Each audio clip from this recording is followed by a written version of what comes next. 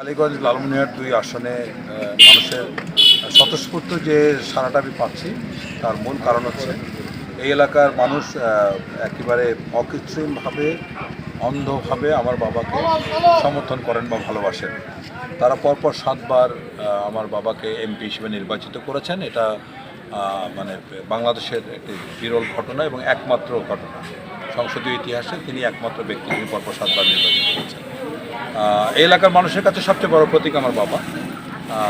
আমরা নতুন নিবন্ধিত রাজনৈতিক দল হিসেবে আজকে প্রায় ১ মাস সময় হলো আমরা নিবন্ধন পেয়েছি এবং মার্কা পেয়েছি।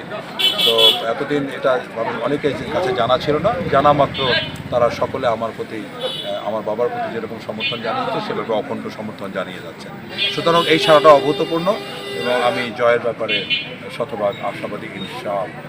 আচ্ছা, আমি একটু প্রশ্ন করতে সেটা হলো যে আপনার এই আসন থেকে আজিতমারি কালীগঞ্জ একটু বলেছেন যে এখানে অন্যান্য যারা প্রতিনিধিত্ব করছেন সকলেই সম্ভ্রান্ত পরিবারের, সকলে বড় বড় দলের নেত্রী, বড় বড় দলের প্রতিনিধি এবং তাদের রাজনৈতিক ঐতিহ্য রয়েছে।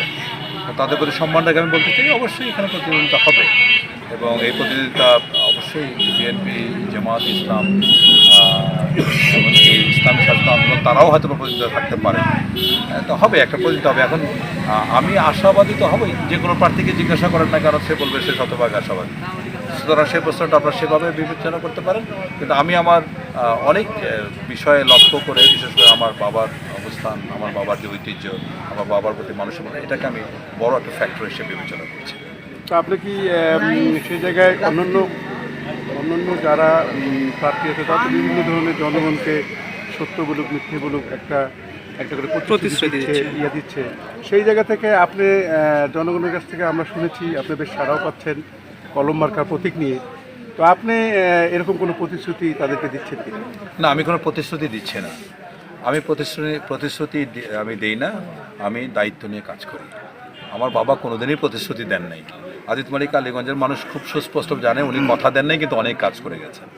আমি আমার বাবার সেই কিছু বিরল কিছু বৈশিষ্ট্য আছে যেগুলিকে আমি ধারণ করি, লালন করি এবং আমি মনে করি যে প্রতিশ্রুতি না দিয়েও মানুষের আজকে অনেক জায়গায় যখন আমার বাবার পরিচয় আমার কাছে পান তখন কিন্তু আমাকে জড়িয়ে ধরে চোখের পানি বন্ধ ফেলে। সুতরাং এটা একটা বড় প্রাপ্তি এবং আমি মনে করি যে আমার বাবার একজন নেতার, রাজনৈতিক নেতার দুটো জিনিস, পাওয়ার অ্যান্ড পাবলিক।